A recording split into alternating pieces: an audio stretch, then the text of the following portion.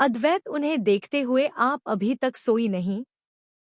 आराधना जी, नींद नहीं आ रही थी और फिर तुमसे कुछ बात भी करनी थी। उनकी बात सुन अद्वैत सीरियस हो जाता है, क्योंकि उसे पता था कि उसकी माँ फिर से शादी की ही बात करने वाली है। वो बिना कुछ बोले अपने कमरे में चला जाता है और कुछ देर बाद अपने कपड़े बदल नीचे आता है। वो आराधना जी के बगल में बैठते हुए, कहिए क्या कहना है आपको? आराधना जी उसके प्लेट में खाना डालते हुए, पहले खा लो फिर बात करते हैं। अद्वैत हाँ में सर हिलाकर खाना शुरू करता है। खाना खत्म करने के बाद वो कहता है, कहिए। आराधना जी उसे घूरते हुए, अयान ने बताया मुझे आज क्या हुआ। तुम इतने लापरवाह कैसे हो सकते हो अद्वैत? वो भी अयान को लेकर। अरे 4 साल का बच्चा है वो, उसे अभी किसी चीज की समझ नहीं है। ऐसे में तुम उसे अकेले कैसे छोड़ सकते हो? अगर आज उसे कुछ हो जाता तो क्या करते तुम? वो तो भला हो उस लड़की का जिसने अयान को बचाया, सोचा भी है तुमने? अगर वो वहां उस समय नहीं होती तो क्या होता? अद्वैत को पता था कि इसमें उसी की गलती थी, इसलिए वो अफसोस भरे लहजे में कहता है, आई एम सॉरी मॉम। मैं तो बस 5 मिनट के लिए वहां से हटा था, मुझे क्या पता था कि आयु उतनी ही देर में इधर उधर चला जाएगा। मैं वादा करता हूँ आगे से ऐसा कुछ नहीं होगा। आराधना जी उसका सर सहलाते हुए, मैं जानती हूँ कि तुम आगे से ऐसा कुछ नहीं होने दोगे, पर एक बार सोचकर देखना, क्या अगर आज तुम्हारे जगह अयान की मां रहती तो भी क्या आज वही होता जो आज हुआ? देखो अद्वैत, अपने लिए न सही तो अयान के बारे में सोचो।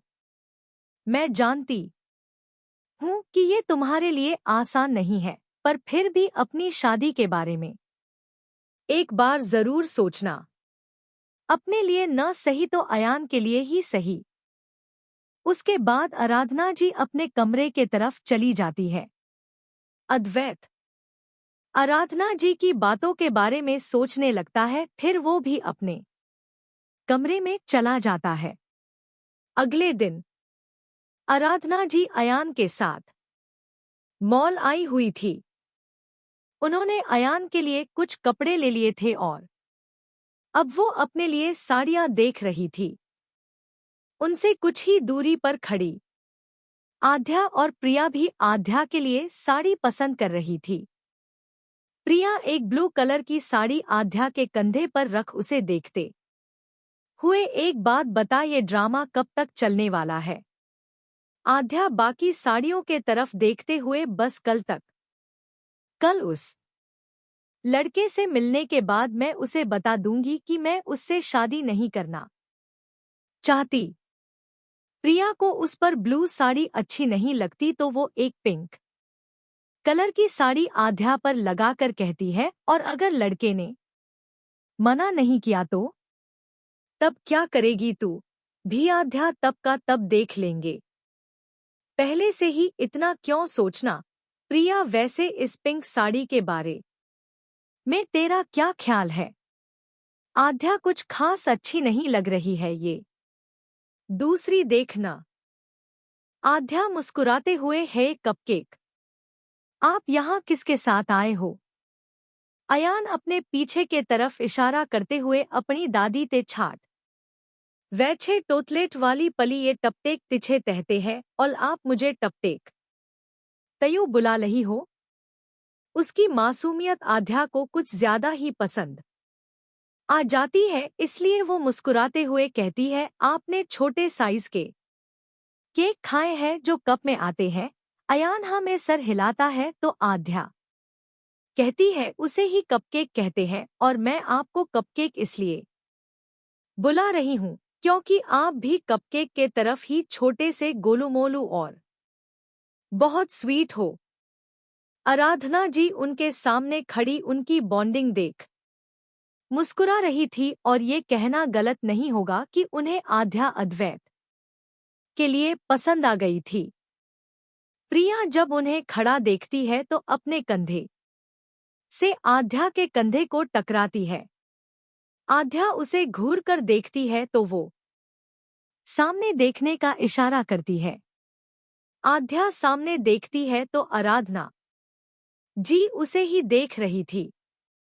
ये देख वो थोड़ी नर्वस हो जाती है और उन्हें नमस्ते कहने के लिए अपने हाथ जोड़ने की कोशिश करती है, लेकिन अयान के गोद में होने के वजह से वो ऐसा नहीं कर पाती तो अपना हाथ हिलाते हुए कहती है, हेलो आंटी।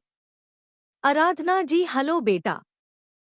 आध्या नर्वसनेस वाली मुस्कुराहट के साथ कहती है, वो सॉरी।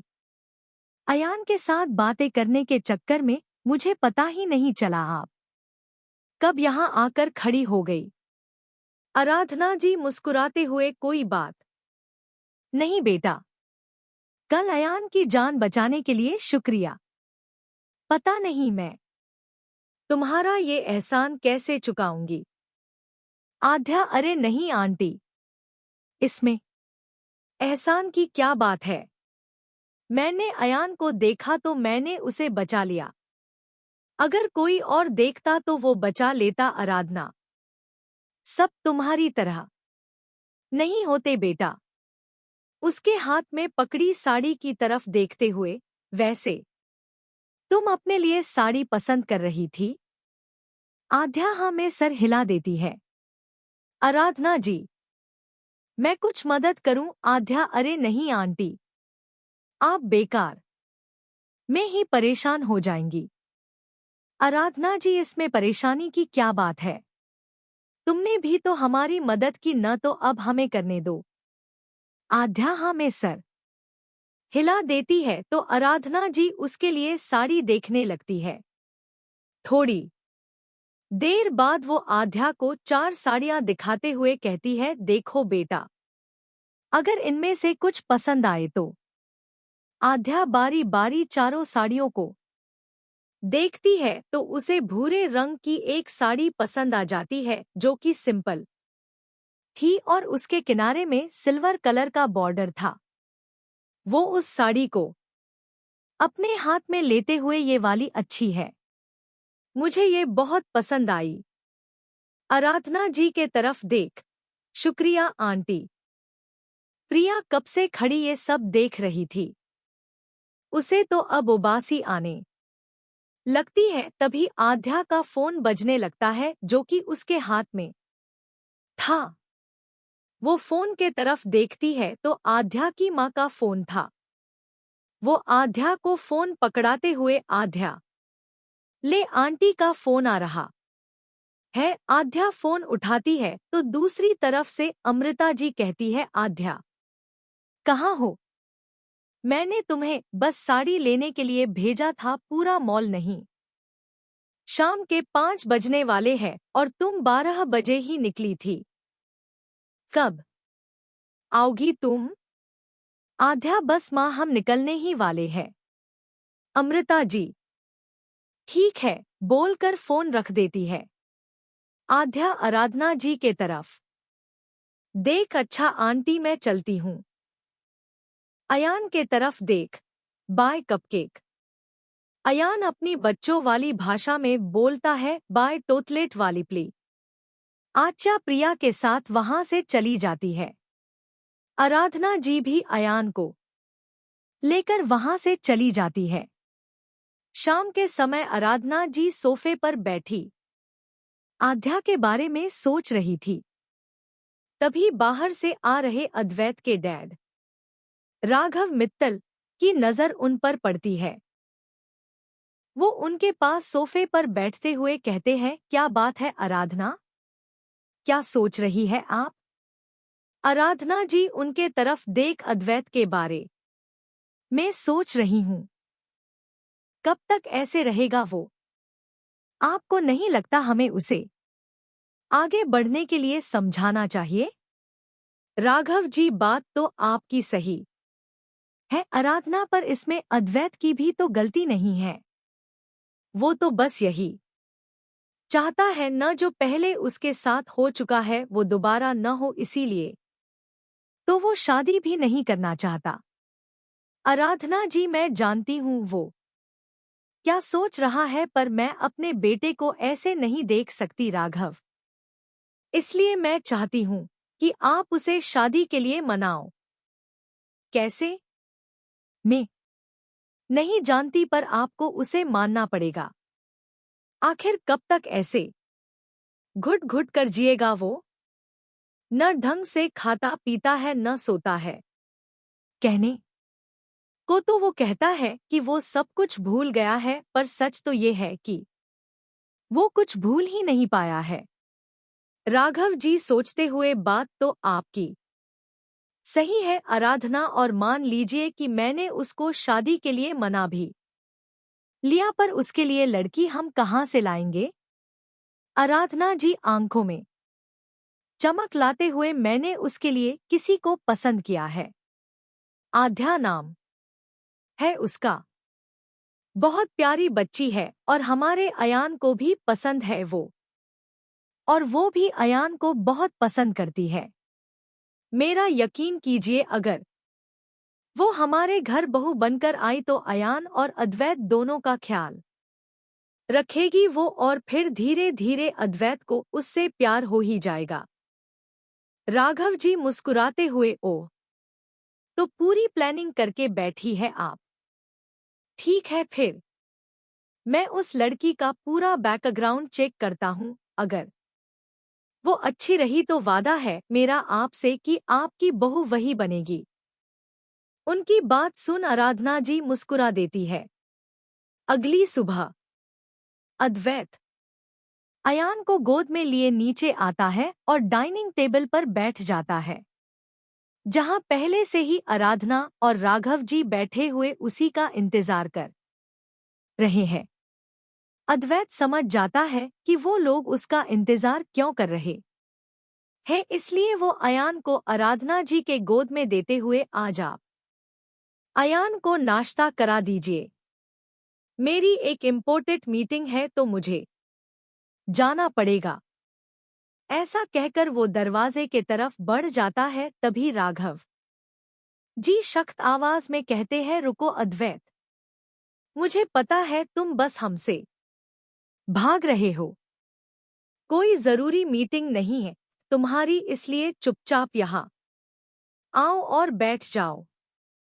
मुझे और तुम्हारी माँ को तुमसे कुछ बात करनी है। अद्वैत पलटकर गुस्से में कुछ बोलने वाला होता है, तभी उसका ध्यान अयान पर चला जाता है जो उसके तरफ ही देख रहा था।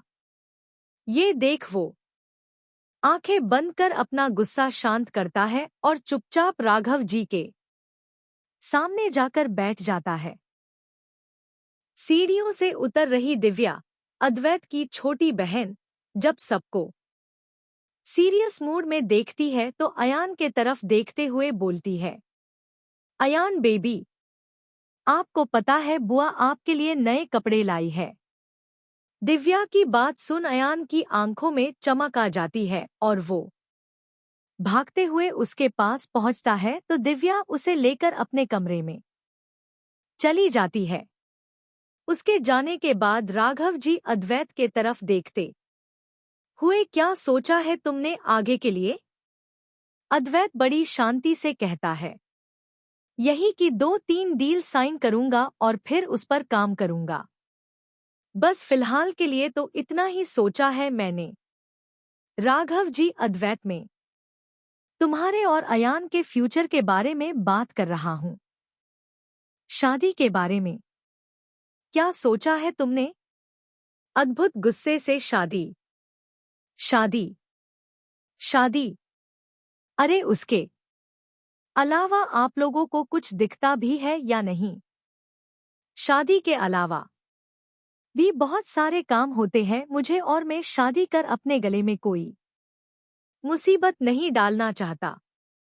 आराधना जी उसे प्यार से समझाते हुए, शादी कोई मुसीबत नहीं होती अद्वैत, शादी तो बस एक प्यारा सा बंधन होता है दो लोगों के बीच, जिसमें दो लोगों को जिंदगी भर एक दूसरे का साथ मिल जाता है। उन्हें एक अच्छा हमसफर मिल जाता है। हाँ, कुछ जिम्मेदारियां आती है दोनों पर इसका मतलब ये तो नहीं कि वो शादी ही ना करे। अद्वैत गुस्से से जिम्मेदारी यही नहीं चाहिए मुझे। नहीं निभाना। मुझे कोई जिम्मेदारी नहीं चाहिए। मुझे किसी का साथ नहीं बंधना। मुझे किसी बंधन में नहीं चाहिए। मुझे ये उम्मीद कि कोई जिंदगी भर मेरा साथ निभाएगा, क्योंकि जब उम्मीद टूटती है न तो बहुत तकलीफ होती है और ये मैं देख चुका है। इसलिए आप लोग मुझे किसी बंधन में बांधने की कोशिश बिल्कुल मत कीजिए। ये कहकर वो बाहर के तरफ जाने लगता है तो आराधना जी चिल्लाते हुए कहती है, कब तक अपने अतीत से भागते रहोगे अद्वैत? उनका सवाल सुन अद्वैत के कदम रुक जाते हैं। आराधना जी उसके सामने खड़े होते हुए कहती है, बताओ कब तक भागते फिरोगे अपने अतीत से? कल को अगर तुम्हारा अतीत तुम्हारे सामने आकर खड़ा हो गया तब क्या करोगे तुम? उससे भागते फिरोगे? उसे ये एहसास दिलाओगे कि उसने तुम्हें बुरी तरह से तोड़ दिया, या उसे ये एहसास दिलाओगे कि वो जीत गई और हम हार गए? यही तो चाहती थी न वो, तुम्हें तोड़ना, हमारे रिश्ते बर्बाद करना, और देखो वो कामयाब भी हो गई। उसने तुम्हें इतनी बुरी तरह से तोड़ दिया कि तुम आगे बढ़ने से कतरा रहे हो, और कल को वो तुम्हारे सामने आएगी तो पता है तुम्हें इतना अकेला और टूटा हुआ देख उसे कितनी खुशी होगी। लेकिन तुम्हें क्या फर्क पड़ता है? तुम तो यही चाहते हो ना? आराधना जी ने ये सब बहुत गुस्से में कहा था। राघव जी उनके पास आकर उन्हें कंधे सहलाते हुए उन्हें शांत करते हुए अद्वैत से कहते हैं, तुम्हारी माँ सही कह रही है अद्वैत। तुम्हारा आगे बढ़ने से कतराना तुम्हारे दुश्मन के लिए सबसे बड़ी जीत है। इसलिए आगे बढ़ो और अपने दुश्मनों को ये एहसास दिलाओ कि उनके रहने या न रहने से तुम्हें कोई फर्क नहीं पड़ता। आराधना जी के तरफ देखते हुए, हमने तुम्हारे लिए एक लड़की देखा है। आध्या। आध्या सिन्हा नाम है उसका। तुम जानते हो उसे? वही लड़की जिसने अयान की जान बचाई थी। मैंने उसके बारे में सारी जानकारी निकलवा ली है। अच्छी लड़की है वो। तुम चाहो तो एक बार खुद उसके बारे में पता कर सकते हैं। उसके बाद जैसा तुम्हें सही लगे तुम वही करो। अद्वैत उनके तरफ देखते हुए, अपने दुश्मनों की सुकून छीनने के लिए मुझे शादी की जरूरत नहीं है। वो तो मैं ऐसे ही छीन सकता हूँ। रही उनकी जीत की बात, तो जब तक मैं अपनी हार न मान लूँ वो जीत नहीं सकती। कभी नहीं। और अगर उसे लगता है कि वो जीत चुकी है तो ये गलतफहमी होगी उसकी। उसके बाद अद्वैत बिना एक पल गवाए वहां से निकल जाता है। राघव और आराधना जी एक दूसरे के तरफ देखते हैं और फिर न में सर हिलाते हुए अपने कमरे के तरफ बढ़ जाते हैं। अद्वैत अपने केबिन में बैठा अपने माँ बाप द्वारा कहे गए बातों के बारे में सोच रहा था। वो मन में सोचता है, नहीं, मैं फिर से किसी रिश्ते में नहीं आ सकता।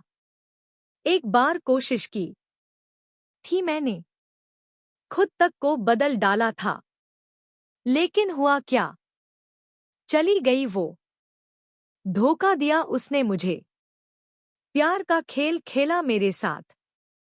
नहीं चाहता मैं कि जो पहले मेरे साथ हो चुका है वो दोबारा हो। तभी उसे अयान का ख्याल आता है, पर इसमें आयु की क्या गलती है? उसे किस बात की सजा दे रहा हूं मैं? भरोसा मेरा उठा है प्यार से। धोखा मैंने खाया है प्यार में। तो सजा उसे क्यों? नहीं, नहीं कर सकता मैं ऐसा। मुझे उसके लिए शादी करनी ही होगी ताकि उसे माँ का प्यार मिल सके। और अयान के बारे में सोचकर अद्वैत शादी करने के लिए तैयार हो जाता है। शाम के समय अद्वैत केबिन में बैठा कुछ पेपर वर्क कर रहा था, तभी उसका फोन बजने लगता है। वो बिना ध्यान दिए फोन उठाता है और हेलो बोलता है। सामने से अयान की आवाज आती है, पापा आप बुल दे आज अमित अद्वैत का बेस्ट फ्रेंड तातूती छदाई सगाई है और आप अभी तक नहीं आए। अद्वैत प्यार से बेटा आप दादी के साथ चले जाओ, पापा को टाइम लगेगा। अयान जिद करते हुए नहीं नहीं, मुझे आप ते छात जाना है तो जाना है, मैं तूच नहीं झांटा आप अभी ते अभी धल आओ। अद्वैत फोन के तरफ देखते हुए बड़बड़ाता है, जिद करने में तो ये मेरा भी बाप है। अपने चेयर से उठते हुए बस थोड़ी देर में मैं घर पहुंच रहा हूं। अद्वैत अपने घर के तरफ निकल जाता है। कुछ समय बाद वो घर पहुंचता है तो अयान दिव्या की गोद में मुंह फुलाए बैठा हुआ था।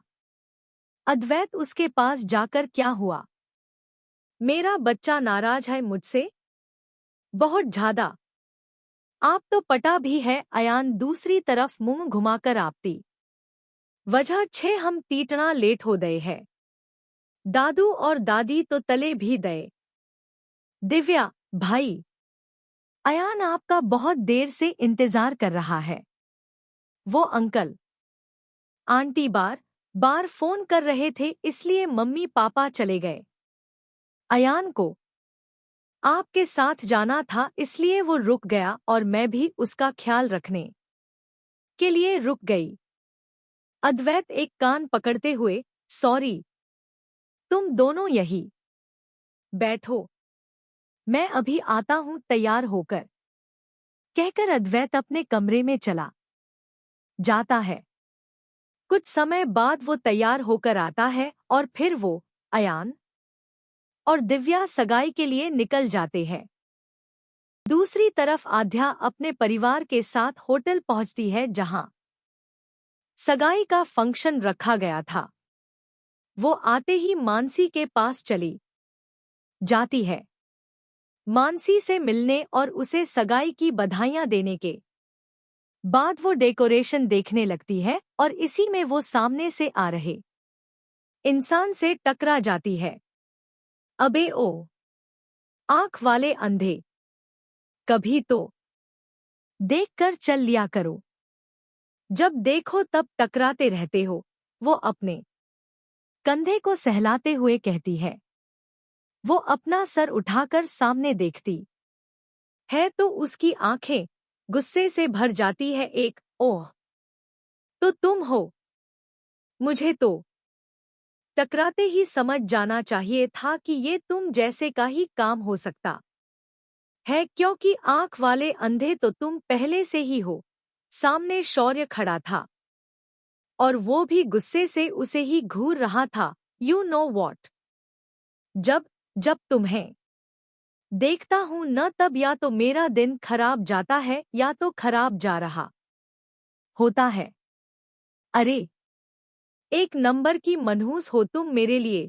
शौर्य बहुत ज्यादा गुस्से से कहता है कि मुझे भी कोई शौक नहीं है तुम्हारी लव की चार्म बनने का, इसलिए अपना ये गधे जैसा मुंह लेकर कहीं और जाओ, क्योंकि जो राय तुम्हारी मेरे लिए है वही राय मेरी भी तुम्हारे लिए है।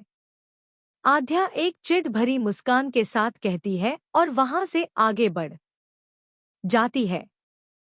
शौर्य उसे पीछे से घूरते हुए कुछ सोचता है और फिर वहां से दूसरी तरफ बढ़ जाता है। आध्या अभी डेकोरेशन देख रही थी, तभी अमृता जी उसे आवाज देती है। आच्चा अपनी माँ के पास चली जाती है। जी मम्मी, आध्या उनके सामने खड़े होते हुए कहती है। अमृता जी आध्या को पीछे के तरफ इशारा करते हुए, बेटा इनसे मिलो। ये मिस्टर और मिसेस सिन्हा है और वो साथ में उनका बेटा। उनकी बात सुन आध्या मुंह बनाते हुए पीछे मुड़ती है तो उसकी आंखें बड़ी हो जाती है, क्योंकि सामने शौर्य अपने माँ बाप के साथ खड़ा उनसे कुछ बात कर रहा था। उसका ध्यान आध्या पर नहीं जाता। आध्या तुरंत अमृता जी के तरफ मुंह करती है और मन में सोचती है, हाय दैया, ये क्या किया मैंने? अगर इसने वो रोड वाली बात सबको बता दी तो मेरी तो पापा अच्छे से क्लास लगा देंगे। कुछ सोच आध्या, कुछ सोच। तभी उसके दिमाग में एक आइडिया आता है। वो अपनी साड़ी का पल्लू उठाती है और उसका घूंघट कर लेती है। वो फिर पीछे मुड़ती है और अपने हाथ जोड़ते हुए कहती है, नमस्ते अंकल। नमस्ते आंटी। शौर्य उसके तरफ अजीब नजरों से देखता है और सोचता है, क्या गंवार लड़की चुनी है माँ ने मेरे लिए, पर इसकी आवाज उस लड़की जैसी क्यों लग रही है और इसके कपड़े भी। अपना सर झटकते हुए, मैं भी न। जरूरी थोड़ी है कि वैसी एक ही साड़ी हो। आध्या के बारे में सोचते हुए, उस लड़की ने मेरा दिमाग इतना खराब कर रखा है कि अब मुझे किसी और की आवाज भी उसके जैसी लग रही है। वहीं आध्या को देखने के बाद मिसेस सिन्हा अमृता जी के तरफ देखते हुए कहती है, अरे वाह अमृता जी, आपकी बेटी तो बहुत संस्कारी है। अमृता जी मुस्कुरा देती है और फिर खुद में बड़बड़ाती है, पता नहीं क्या खिचड़ी पक रही है इस लड़की के दिमाग में। वहीं मिसेस सिन्हा की बात सुन आध्या मुस्कुराते हुए सोचती है, ये तो आपके बेटे को पता है आंटी कि मैं कितनी संस्कारी हूँ। मिसेस सिन्हा आध्या से उसकी पसंद न पसंद, सपने और भी बहुत कुछ पूछती है, जिसका जवाब आध्या शांति से देती है। उसके बाद मिसेस सिन्हा बोलती है, मुझे लगता है कि हमें बच्चों को थोड़ी देर अकेला छोड़ देना चाहिए। उनकी बात सुन आध्या तुरंत बोलती है, नहीं नहीं आंटी, वो क्या है न कि मैं ऐसे ही किसी से बात नहीं करती। मेरे माँ पापा की मर्जी में ही मेरी मर्जी है। अगर वो राजी है तो मैं भी राजी हूँ। मिसेस सिन्हा, आपकी बेटी हीरा है अमृता जी, वरना आजकल कहाँ मिलती है ऐसी लड़कियां जो अपने माँ बाप की मर्जी से चले। अमृता जी बस मुस्कुरा कर रह जाती है, क्योंकि आध्या की हरकतें उनके समझ से बाहर थी। आध्या मिसेस सिन्हा के तरफ देखते हुए, तो मैं जाऊं आंटी? मिसेस सिन्हा उसे जाने का इशारा करती है तो आध्या पीछे मुड़ गहरी सांस लेती है और घूंघट पकड़े हुए ही वहां से आगे बढ़ जाती है। वो थोड़ा आगे बढ़ती है तो घूंघट के वजह से कुछ न दिखने के कारण सामने से आ रहे अद्वैत से टकरा जाती है। अद्वैत अपने फोन पर बात करते हुए आ रहा था, इसलिए उसे भी आध्या नजर नहीं आती और दोनों की जोरदार टक्कर हो जाती है। अद्वैत का फोन गिर जाता है और वो भी लड़खड़ा जाता है। वहीं आध्या भी पीछे की तरफ गिरने लगती है तो अद्वैत अपना हाथ उसकी पीठ पर रख उसे गिरने से बचा लेता है। आध्या आगे बढ़ती है तो घूंघट के वजह से कुछ न दिखने के कारण वो सामने से आ रहे अद्वैत से टकरा जाती है। अद्वैत अपने फोन पर बात करते हुए आ रहा था, इसलिए उसे भी आध्या नजर नहीं आती और दोनों की जोरदार टक्कर हो जाती है। अद्वैत का फोन गिर जाता है और वो भी लड़खड़ा जाता है। वहीं आध्या भी पीछे की तरफ गिरने लगती है तो अद्वैत अपना हाथ उसकी पीठ पर रख उसे गिरने से बचा लेता है। अब आलम ऐसा था कि अद्वैत आध्या पर झुका हुआ था और आध्या पीछे के तरफ। उसका घूंघट भी हट चुका था और उसके बाल खुले होने के कारण जमीन को छू रहे थे। आध्या अद्वैत को देखते ही फिर से उसमें खो जाती है। वही अद्वैत का भी कुछ ऐसा ही हाल था। वो भी आध्या को देख रहा था। भूरे रंग की साड़ी के साथ सिल्वर कलर के बैंगल्स और इयररिंग्स में आध्या बहुत प्यारी लग रही थी। अद्वैत भी उसमें खो जाता है। वहीं शौर्य, जिसे पहले ही लगा था कि घूंघट वाली लड़की में कुछ न कुछ गड़बड़ जरूर है, वो उसके पीछे उसे देखने आया था और ये जानकर कि वो कोई और नहीं आध्या है, उसका तो दिमाग ही घूम गया। वो किसी भी कीमत पर आध्या जैसी लड़की से शादी नहीं करना चाहता था। इसलिए जब उसने अद्वैत और आध्या को इतने करीब देखा तो उनकी कुछ तस्वीरें ले ली जो भविष्य में उसके काफी काम आने वाला था। अद्वैत और आध्या उससे बेखबर एक दूसरे में खोए हुए थे। तभी अयान पापा पापा करते हुए वहां आता है। उसकी आवाज से दोनों होश में आते और आध्या सीधी खड़ी होती हुई वहां से जाने लगती है। लेकिन आज उसकी किस्मत कुछ ज्यादा ही खराब थी, इसलिए तो उसकी ब्लाउज की एक साइड की डोरी अद्वैत के घड़ी में बुरी तरह से फंस जाती है।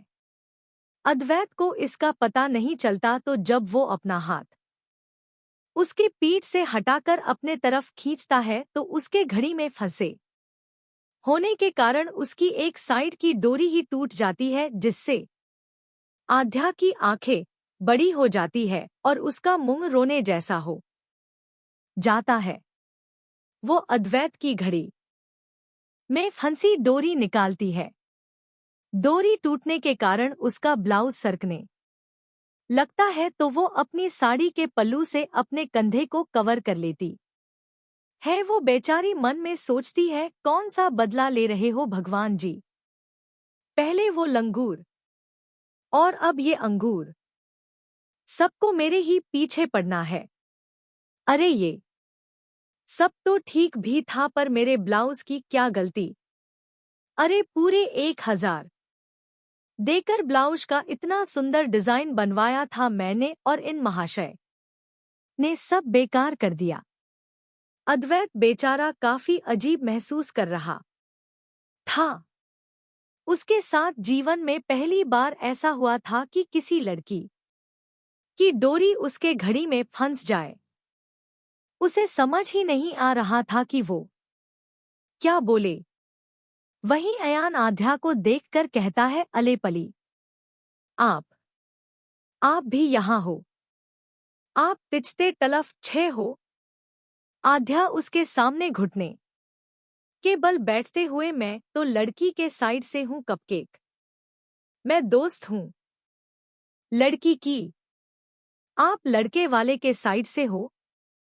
अयान हाँ में सर हिलाते हुए हाँ मेले तातूती छदाई है। वियाध्या प्यार से उसके गाल सहलाते हुए, वैसे बड़े हैंडसम लग रहे हो आप। अयान मासूमियत से वो त्या होता है।